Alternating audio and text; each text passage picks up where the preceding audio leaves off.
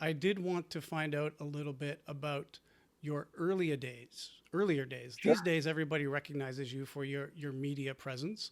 But if we go back to the early days of triathlon, you were there as an athlete. Can you tell us about your athletic career?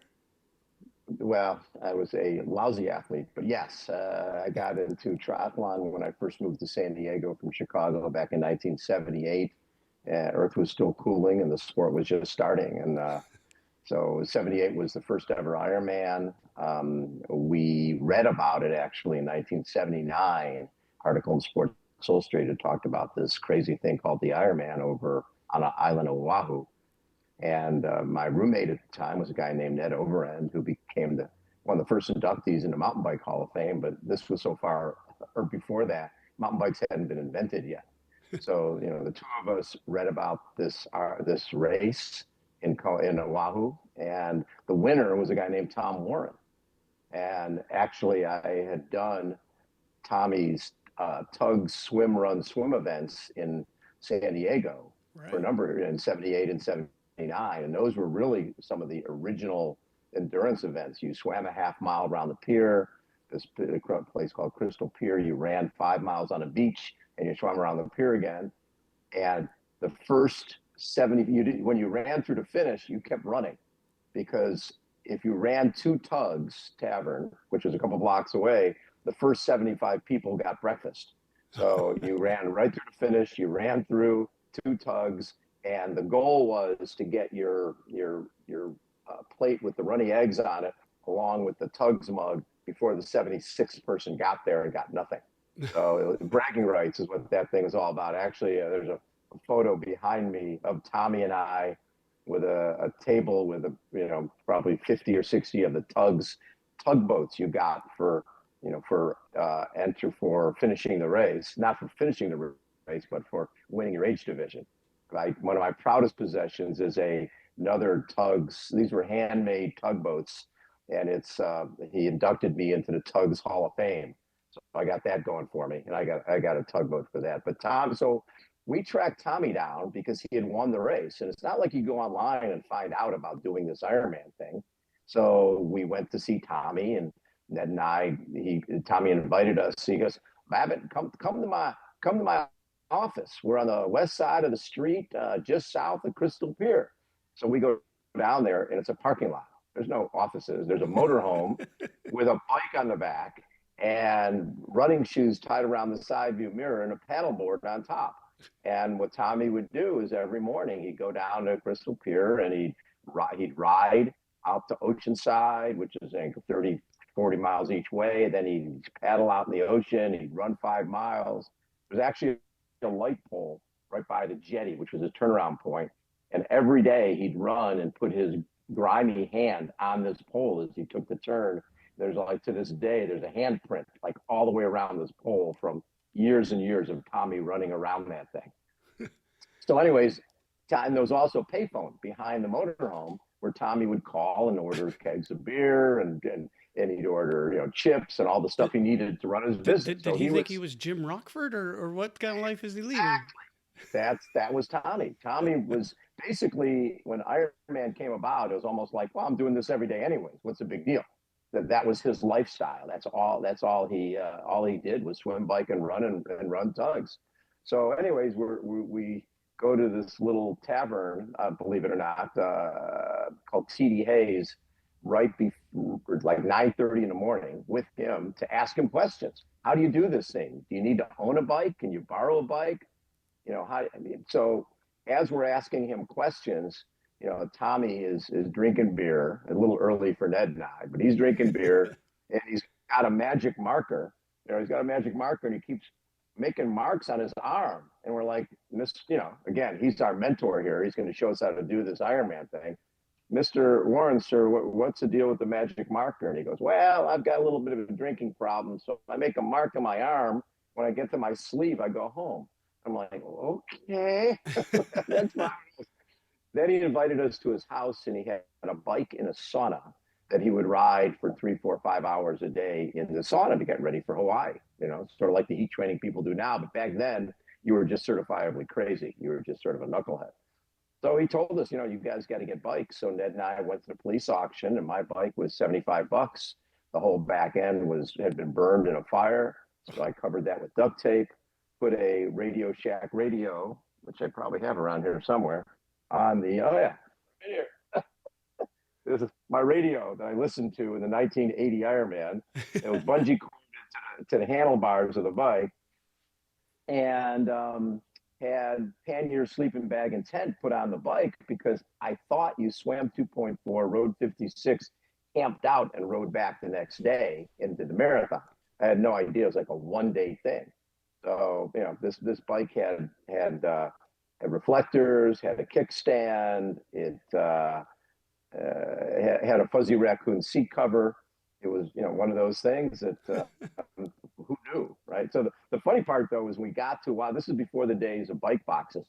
When we get to Oahu, I flew in, and they come rolling. I just rolled this bike out, right? You just basically like you're unloading a bus. Just took the bike off the cargo area and rolled this thing out, and there was these Navy SEALs who were coming over to do the Ironman. A lot of the early Ironman guys were Navy SEALs, and they see this bike. They see me with this big black beard. I look like Gordon Haller, who won the 78 Ironman, and they think that I won the Ironman with this bike with the panniers and sleeping bag and Radio Shack radio, etc. And they're looking at my bike like you'd be looking at Lance Armstrong's bike after the Tour de France, like, oh, look at this. Yeah, you guys have no clue. But it was one of those things you had to have a support crew. I was a school teacher, so one of the kids I taught, her dad lived over on the island, and he showed up race morning with his Fiat convertible, his two girlfriends, and I gave him my 50 loaves of Hawaiian sweetbread and Gatorade, and off we went. They had no idea where we was. There was 15 starters and 12 finishers in 78 and 79. Then in 1980, because of the article in Sports Illustrated, there was 108 of us. And if you look at that group, it was Dave Scott, who went on to win it 6 times, Dave McGilvery, who's run Boston Marathon, I think close to 50 years in a row, just did his 10th Ironman World Championship this year. Kurt Madden, who finished 7th overall, who runs training programs for TriDot. It was a pretty interesting group back then. But the best part was they were supposed to do, the original Ironman was the Waikiki rough water swim. And the night before the race, Ned and I are standing at the Grand Otani Hotel waiting for the pre-race meeting. And basically this guy, Hank, who is a race director, goes, and the waves are breaking against the building. They're like 10 feet high. Ned and I had done all of our swimming in a 120 length in a mile condo pool. So we basically were resigned to the fact that we were going to die the next morning because there's no way we're getting through this surf. So the race director comes in and he goes, hey guys, I know you're all looking forward to Waikiki rough water swim, but we can't get boats out to support you because the waves are too big. So we're going to move the swim to Ala Moana Channel. And the other reason we're moving it is ABC Wide World of Sports is here, and they're shooting cliff diving on Sunday. If we can't put the event on tomorrow because of the waves and have to move it to Sunday, I'll lose Wide World of Sports. So we're moving the Ala Moana Channel, which is totally protected. And of course, Dave Scott and all the Navy SEALs are like, what a pussy event. You can't friggin' move the Ironman. It's a swim. It's a Waikiki rough water. Ned and I are like, yeah, you can't move it, knowing we would live, which was great. So anyway, we get out of the water, and I'm swimming along. I'm staying as shallow as possible. And I'm swimming along, and it's 4 lengths in Ala Moana Channel. I do my first length. I'm on my way back, and there's a guy seriously walking at me, moving his hands like he's swimming, right? His name was John Huckabee, 59 years old, known as the Incredible Huck, the only guy there with a sponsor. He'd run the Athens Marathon 3 times in one day, right? He ran over 75 miles in one day, but he didn't know how to swim. So, and that's the type of characters you had back then. So he's swimming, he's walking and moving his hands, and I nearly run into the guy because he's walking and I'm swimming on my way back. And he's the only guy to ever get blisters on his feet during the swimming portion of a triathlon. And then later they found him during the run portion. They found him about 1 a.m. They lost him, had no idea where he was. Crew couldn't find him. He was in a diner in Waikiki having breakfast. There was no cutoff times back then. You could be out. He was out there 24 hours. So it was a little bit of the wild, wild west. My crew Mile 25 gave me a Big Mac fries and a Coke. Mile 90, I got a root beer snow cone. Between the bike and the run, I got a 75-minute massage. It was different. We didn't. I mean, I'm laying there getting massage between the bike and the run, which felt great, by the way. But and then they had a rule back then that if you lost 5%, no, 10% of your body weight during the race, they pulled you out of the race. So they had scales along the way. They weighed you before the race and they weighed you at these different scales. So I finished the bike and I'm eating Hawaiian sweetbread and drinking Gatorade and waddling through Waikiki.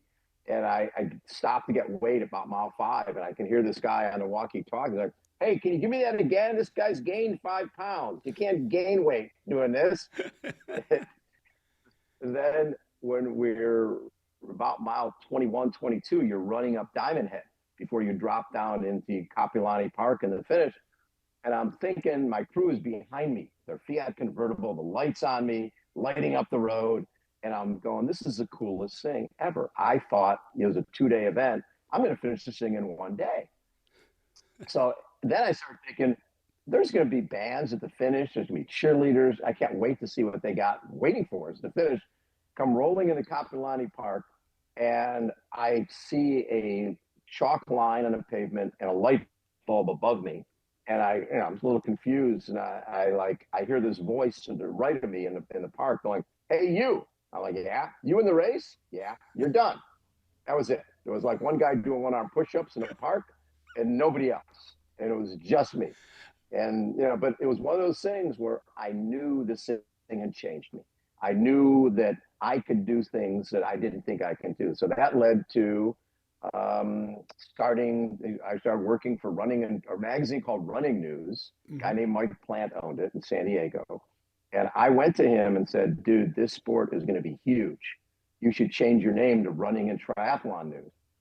And based on the 108 idiots who had just done this silly thing, and he did. And so I became the LA editor for Running and Triathlon News.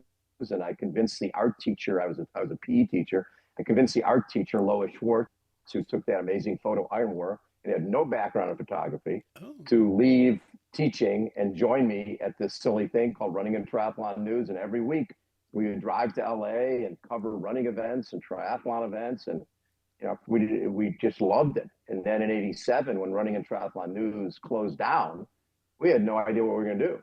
Right. And I went and met with two different publishers in Southern California. One had a magazine called Southwest Cycling, and another had California Bicyclist. And both of them told me the same thing. As I said, if we did a magazine covering running, triathlon, and cycling, it could be really cool. And they both said, listen, this running thing, we'll never put a skinny runner on the cover of our magazine. And triathlon, this is a fad. It'll be gone in 5 years. This is June of '87. This is April and May of '87, because we came out with the first edition of Competitor in June of '87 because some friends got together and presented Lois and I a check for $17,000 and said, go start your own magazine. Our first print bill was 20, so we were 3,000 in the hole. And we were underneath 10,000 pounds of bike racks in a guy's garage in his storage area, paying $200 a month for 200 square feet. And we didn't pay ourselves for seriously 3 years before we finally realized that this thing might catch on and might do okay. So yeah, the triathlon was a huge part of who I am and what we've accomplished, because Competitor ended up eventually 11 editions, 500,000 circulation around the country. And I had launched Competitor Radio in 1990. And then we created a series called the Muddy Buddy Ride and Run series. In '08, we were bought by a group that loved our brand, Competitor, the private equity group, and it became the Competitor Group. And we owned all the rock and roll marathons. We owned my Muddy Buddy series, Competitor Magazine, Triathlete Magazine, Vela News Magazine, Women's Running Magazine. It became sort of a bigger entity than the two of us underneath 10,000 pounds of bike racks. Yeah, considerably bigger. Yeah. So when